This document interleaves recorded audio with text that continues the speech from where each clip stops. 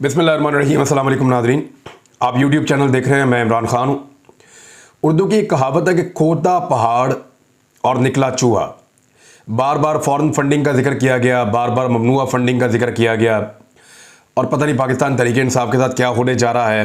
बल्कि हमारा एक जियो टीवी है, उसके ऊपर तो खबरें ऐसे चल रही थी कि तमाम दफातर सील हो जाएंगे। पाकिस्तान तहरीक इंसाफ के तमाम जितने MNAs हैं वो नाअहल हो जाएंगे। पार्टी की क़यादत जो है वो हमेशा के लिए नाअहल हो जाएगी। पार्टी की रजिस्ट्रेशन ख़त्म हो जाएगी और पाकिस्तान तहरीक इंसाफ नाम की कोई चीज़ न थी न रहेगी। और इस तरह की कोई कानूनी चीज़ें बयान की जा रही थी। मुख्तलिफ़ लोगों की मुख्तलिफ़ ख्वाहिशात थी और उन ख्वाहिशात को ख़बर बनाकर पेश किया जा रहा था। एक पॉलिटिकल पार्टी को जब आप अवाम में शिकस्त नहीं दे सकते तो आपके पास आखिरी हल ये रहता है कि आप तकनीकी बुनियादों के ऊपर कानून की चीज़ों का सहारा लेते हुए चीज़ों को तोड़ मरोड़ के पेश करें और उनका रास्ता टेक्निकल बुनियादों के ऊपर बंद कर दें, बजाय इसके कि आप पब्लिक में जाकर उनके खिलाफ वोट लें या उनके खिलाफ रायनामा को हमवार करें। मिसाल के तौर पे तहरीक इंसाफ के साथ हुआ क्या, ये केस की तफसीलात मैं आपको बताने वाला हूँ। तहरीक इंसाफ के साथ ये हुआ कि ताकतवर हल्कों को ये पसंद नहीं आ रहे थे, ख़ास तौर पे इमरान खान साहब, और वो हल्के पाकिस्तान के अंदर भी हैं और पाकिस्तान के बाहर भी हैं, जैसे अमेरिका और बाकी लोग।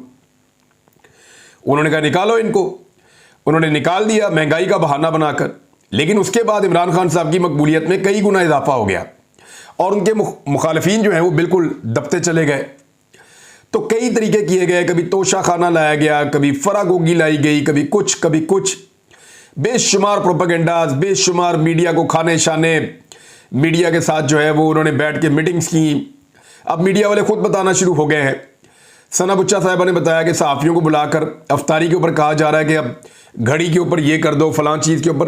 तो जब कुछ भी नहीं हो पाया तो फाइनली फिर ये किया गया कि अब क्योंकि अवाम मान नहीं रही और अवाम के अंदर इस पॉलिटिकल पार्टी का तासुर नीचे नहीं जा रहा, लिहाजा किया कुछ और जाए और टेक्निकल बुनियादों पर इनको काबू किया जाए।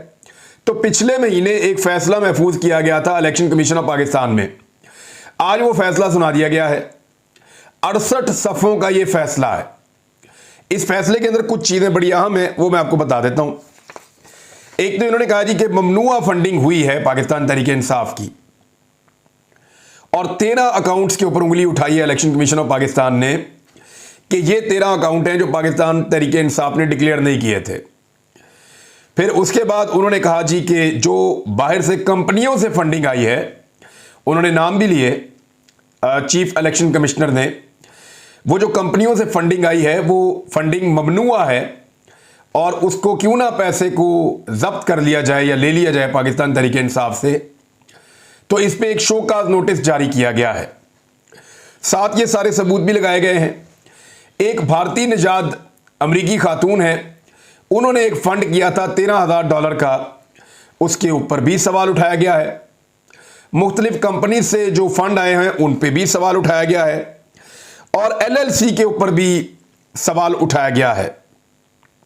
ये LLC क्या होती है? ये होती है लिमिटेड लायबिलिटी कंपनी। मैं आपको बताऊंगा ये क्या होता है। उन्होंने कहा जी ये सारी चीज़ें जो है ममनुआ फंडिंग के जुमरे में आती हैं। पाकिस्तान में इलेक्शन कमीशन का एक कानून बना हुआ और साथ में एक चीज़ और की जो बहुत इंपॉर्टेंट है कि इसको खबर को पहले तो ऐसे पेश किया गया कि इमरान खान का जो बयान हल्फी जमा करवाया गया था इलेक्शन कमीशन ऑफ पाकिस्तान में, वो गलत करार दे दिया है। उसको गलत करार दे दिया, यानी इमरान खान साहब इसे पोर्ट्रे ये किया जा रहा है कि सादिक और अमीन नहीं रहे, क्योंकि उन्होंने एक बयान हल्फी जमा करवाया, वो बयान हल्फी गलत करार दे दिया गया, लिहाजा सादिक और अमीन नहीं रहे। ये पोर्ट्रे किया जा रहा है इस सारे मामले के अंदर। तो अब मैं आपको बताता हूं कि एक्चुअली खबर है क्या। देखिए, अमेरिका के अंदर जब आप फंडिंग इकट्ठी करते हैं ना, अमेरिका एक ऐसा मुल्क है जहां से पाकिस्तान तहरीक इंसाफ को बहुत फंड्स आते हैं और भी मुल्कों में आते हैं। 9/11 के बाद, यानी जब वर्ल्ड ट्रेड सेंटर के ऊपर आगे वो तैयारे लगे थे, उसके बाद अमेरिका ने कवानीन को बहुत तेजी से बदला। दुनिया में भी कवानीन बदले, फैटफ के कवानीन भी बने। तो वहां पे अमेरिका में ये किया गया कि आप फंडिंग इकट्ठी नहीं कर सकते किसी भी पार्टी के लिए या किसी भी NGO के लिए या किसी भी मकसद के लिए, जब तक कि आप वहां पे एक अपने आप को रजिस्टर्ड नहीं कर लेते कंपनी की सूरत में। मिसाल के तौर पे फॉरेन एजेंट रजिस्ट्रेशन एक्ट, इसको फारा कहते हैं, FARA। ये अमेरिका ने बनाया था।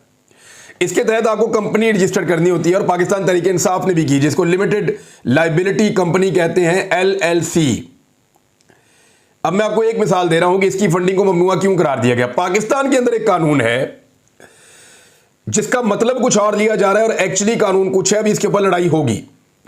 2002 का जो एक्ट है, 2002 वाला जो एक्ट है, वो ये कहता है पाकिस्तान के इलेक्शन कमीशन के हवाले से कि जो कंपनी होती है मल्टीनेशनल, उससे आप फंडिंग नहीं ले सकते, क्योंकि वो पाकिस्तान में भी कारोबार करेगी, अमेरिका में भी करेगी, यूरोप में भी करेगी। उससे जब आप फंडिंग लेंगे तो फिर लाजमी बात है कि आप उससे फंडिंग लेके आप उसको पाकिस्तान में फायदा देंगे। फिर इसके अलावा उन कंपनी से भी फंड नहीं लिया जा सकता जो पाकिस्तान के अंदर आके काम करती हैं। लेकिन अगर पाकिस्तानी किसी ने बैरून मुल्क कोई कंपनी बनाई हुई है, जिसको फॉरेन कंपनी आप कहते हैं सिंपल, अगर वो फंड देती है तो इसके बारे में इलेक्शन कमीशन ऑफ पाकिस्तान खामोश है, कानून खामोश है, जो अब तक मुझे पता है उसके मुताबिक। और इसी का फायदा इलेक्शन कमीशन ऑफ पाकिस्तान ने उठाया है। बहुत सारी कंपनी ऐसी हैं जो सिर्फ बाहर मुल्क में काम करती हैं, पाकिस्तान में काम नहीं करती, पाकिस्तानियों ने बनाई हुई हैं। अगर वो कंपनी पाकिस्तान तहरीक इंसाफ को फंड देती है तो वो फंड ममनुआ नहीं होना चाहिए। इस मामले को पाकिस्तान तहरीक इंसाफ इलेक्शन कमीशन में लेकर जाएगी और ज्यादा मामला तो यहीं पर रिजॉल्व हो जाएगा। मिसाल के तौर पे एक शख्स है, उसने बरतानिया में एक कंपनी बनाई है जाकर, वो सिर्फ बरतानिया में कारोबार करता है, पाकिस्तान में उसका कोई कारोबार नहीं है वो पाकिस्तानी। वो अपनी कंपनी से पाकिस्तान तहरीक इंसाफ को, नून लीग को या पीपल्स पार्टी को फंड देता है, या फजलुर रहमान साहब को। तो वो जो फंड देता है वो ममनुआ फंडिंग नहीं होनी चाहिए, क्योंकि वो तो पाकिस्तान में कारोबार ही नहीं कर रहा। हाँ, अगर वो पाकिस्तान में अगर कारोबार करे तो फिर इस पे कंफ्लिक्ट ऑफ इंटरेस्ट आता है, तो यहां पे ममनुआ फंडिंग हो सकती है। अब अमेरिका में जो लिमिटेड लायबिलिटी कंपनी, क्योंकि अमेरिकन कानून फारा के मुताबिक आप कंपनी बनाएंगे तभी आप पैसा इकट्ठा करेंगे और फिर आप हर 6 माह बाद उसका रिकॉर्ड जमा करवाएंगे अमेरिका के अंदर। ये जो LLC है, लिमिटेड लायबिलिटी कंपनी, ये बाकी पॉलिटिकल पार्टीज ने भी बनाई हुई है अमेरिका में। ये सिर्फ PTI ने नहीं बनाई। अभी बाकियों का फॉरेन फंडिंग का या ममनुआ फंडिंग का केस खुलेगा तो पता चलेगा।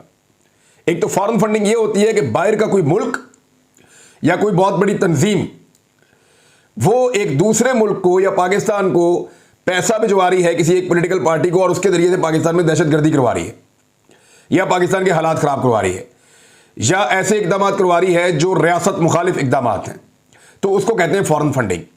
और उसके ऊपर इलेक्शन कमीशन कोई एक्शन नहीं ले सकता, उस पर एक्शन लेती है हुकूमत पाकिस्तान। लिहाजा फॉरेन फंडिंग वाला तो चैप्टर आप करें सबसे पहले बंद और उस पर लगाएं आप क्रॉस, कि जिन लोगों की ख्वाहिश थी कि फॉरेन फंडिंग साबित हो जाएगी, तहरीक इंसाफ नायल हो जाएगी, इमरान खान साहब नायल हो जाएंगे और सारी पार्टी उड़ जाएगी और कुछ इनके पल्ले नहीं बचेगा, तो ऐसा कुछ नहीं हुआ। फॉरेन फंडिंग वाला तो चैप्टर हो गया क्लोज। अब रह गया ममनुआ फंडिंग वाला। ममनुआ फंडिंग में बेशतर जो है वो फॉरेन कंपनीज हैं। इनका मामला मैंने आपको पहले बताया कि वो रिजॉल्व हो सकता है। लिमिटेड लायबिलिटी कंपनी जो है, ये एक ऐसा मामला है जो अमेरिका में आपको उनके कानून के मुताबिक करना ही पड़ता है, जो भी करे। वो बाकी पॉलिटिकल पार्टीज का भी है, तो इसमें बाकी पार्टियों से भी जवाब मांगा जाएगा, क्योंकि 9/11 के बाद अमेरिका ने यह कानून बना दिया था। पीपल्स पार्टी और नून लीग की भी कंपनीज हैं। अब तहरीक इंसाफ का जितना पैसा आया वो लीगल चैनल्स के साथ आया है, कानूनी चैनल्स के साथ आया है और बैंकों के अंदर आया है। अब उनमें से कुछ बैंकों की ट्रांजैक्शंस के ऊपर इलेक्शन कमीशन को एतराज है और वो ये कह रहा है कि पैसा जिन लोगों ने भेजा है हमें उन कंपनीज के ऊपर एतराज है, इसलिए ममनुआ फंडिंग है। इसको वो ये नहीं कह सकते कि ये दहशतगर्दी के लिए आई, इसको वो फॉरेन फंडिंग नहीं कह सकते, इसको कुछ और नहीं कह सकते। इसको सिर्फ ये कह सकते हैं कि हमारे कानून के मुताबिक, हमारी अंडरस्टैंडिंग के मुताबिक ये जो फंडिंग आई है ये उस तरीकेकार से नहीं है जो तरीकेकार पाकिस्तान के कानून में लिखा हुआ है। या तो कानून तब्दील करें तो या फिर इसको हम ममनुआ करार दे रहे हैं। अब इसके अंदर बहस की बहुत गुंजाइश है और ये एक शो काज है।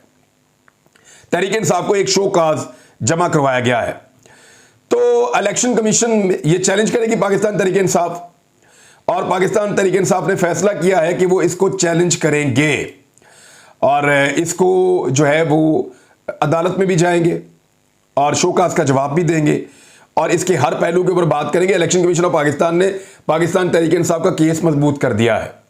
उन्होंने कई जगह से हद से तजावज़ किया है। यानी इसकी खबर ये बनाई गई कि इमरान खान साहब का बयान हल्फी गलत करार दे दिया इलेक्शन कमीशन ऑफ पाकिस्तान ने।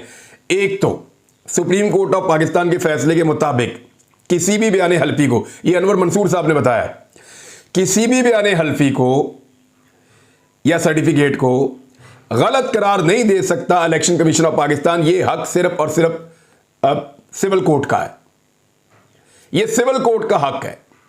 ये हक जो है वो इलेक्शन कमीशन ऑफ पाकिस्तान का नहीं है कि वो बयान हल्फी को गलत करार दे और वो ये कहे कि ये गलत है। और अव्वल तो ये बयान हल्फी था ही नहीं, इसको मैं आपको फिर क्लियर कर दूं कि ये बयान हल्फी नहीं था। अनवर मंसूर साहब ने जो बताया वो ये बताया कि ये एक सर्टिफिकेट है, ये बयान हल्फी नहीं है। और सर्टिफिकेट जो होता है वो ऑन ओथ नहीं होता। जैसे मियां नवाज शरीफ साहब ने तो एक बयान हल्फी जमा करवाया था, उस बयान हल्फी में जो इंफॉर्मेशन थी वो गलत थी और वो उन्होंने बयान हल्फी हलफ लेकर जमा करवाया था, ऑन ओथ थे मियां नवाज शरीफ साहब। तो इसलिए वो 62-63 के मुताबिक सादक और अमीन नहीं रहे। इसको तो आप कर दें क्लियर। अब आ जाए ये वाले मामले में, ये सिर्फ एक सर्टिफिकेट है और ये सर्टिफिकेट जिस शख्स ने जमा करवाया, इमरान खान ने या कोई भी जमा करवाता है तो वो कहता है कि मैं अपने नॉलेज और बिलीव के मुताबिक, best of my knowledge and believe, यानी जो मुझे इस वक्त इल्म है इस सारे मामले का उसके मुताबिक और जो मैं यकीन करता हूं अपने टीम के ऊपर उसके मुताबिक, जो मेरे पास इंफॉर्मेशन है उस पर मैं ये सर्टिफिकेट आपको जमा करवा रहा हूं। ये कोई जाती मालूमात का बयान हल्फी नहीं होता कि मैं बयान हल्फी लेता हूं कि मेरी इतनी बीवी, इतने बच्चे हैं, मेरे पास इतनी गाड़ियां, इतनी जायदाद है, मेरे बैंक में इतने पैसे पड़े हुए। ये वो वाला बयान हल्फी नहीं है कि मैंने फलां चीज जो है वो ऐसे बनाई थी, ये वो वाला बयान हल्फी नहीं है। अपनी जाती मामलात के ऊपर बयान हल्फी एक अलग चीज होती है। इलेक्शन कमीशन ऑफ पाकिस्तान को जमा करवाया गया सर्टिफिकेट एक पार्टी के सरबराह की जानिब से, वो एक अलग चीज होती है। इसके ऊपर आप सादिक और अमीन के मामले के ऊपर जाकर बहस नहीं कर सकते। लेकिन अभी एक चीज तो दे दी है ना इलेक्शन कमीशन ऑफ पाकिस्तान ने इमरान खान साहब को, और चीज ऐसी दी है जिसके ऊपर अब सारी पॉलिटिकल पार्टीज कहेंगी कि वो सर्टिफाइड सादिक और अमीन, अब सादिक और अमीन नहीं रहा। इलेक्शन कमीशन ऑफ पाकिस्तान ने उसको झूठा करार दे दिया है। अब ये कहा जाएगा बार बार ये कहा जाएगा और इसका प्रोपेगेंडा किया जाएगा और इस प्रोपेगेंडा के जरिए खेलने की कोशिश की जाएगी, लेकिन फायदा कोई नहीं होगा क्योंकि इनको अदालत के अंदर ले जाकर 1 मिनट में उड़ाया जा सकता है और ये कोई ऐसी चीज है ही नहीं। अगर तो हुकूमत पाकिस्तान को ये लगता है कि तहरीक इंसाफ ने फॉरेन फंडिंग ली है और वो इसको मजीद खेलना चाहते हैं, क्योंकि ताकतवर हल्के जिन्होंने इमरान खान को निकाला है वो इतने आराम से तो वापस आने नहीं देंगे। अब वो इन 68 सफ़ों के अंदर चीजें निकालेंगे जो डाली गई हैं और खुद डलवाई गई हैं, उन चीजों को निकालकर इमरान खान को स्क्रू करने की कोशिश करेंगे। तो आने वाले दिनों में जो तलवार लटकाई जा रही है इमरान खान के ऊपर, वो बाकी पॉलिटिकल पार्टीज के ऊपर भी लटक गई है। किसी वक्त भी अगर फजलुर रहमान से पूछा जाए कि लीबिया से जो पैसे आ रहे थे उसका जवाब दें तो वो है फॉरेन फंडिंग। 2013 में नवाज शरीफ साहब जिन तैयारों में और हेलीकॉप्टरों में सफर कर रहे थे, उनकी पेमेंट्स या उनकी चीजें कौन कर रहा था? अरब्स कर रहे थे। वो है फॉरेन फंडिंग, उसका जवाब दें। तो जवाबात आपको देने पड़ेंगे उन चीजों के जिनमें बहुत बुरी तरह फंस गई हैं बाकी पॉलिटिकल पार्टीज। पीएमएलएन ने आज तक कोई जवाब नहीं दिया। मेरे पास पूरी उनके पास डिटेल पड़ी है फंडिंग की, मैं किसी वक्त आपको वो सुना भी दूंगा निकाल के। और पीपल्स पार्टी ने भी आज तक कोई जवाब नहीं दिया, सबकी डिटेल यहां पे मौजूद हैं।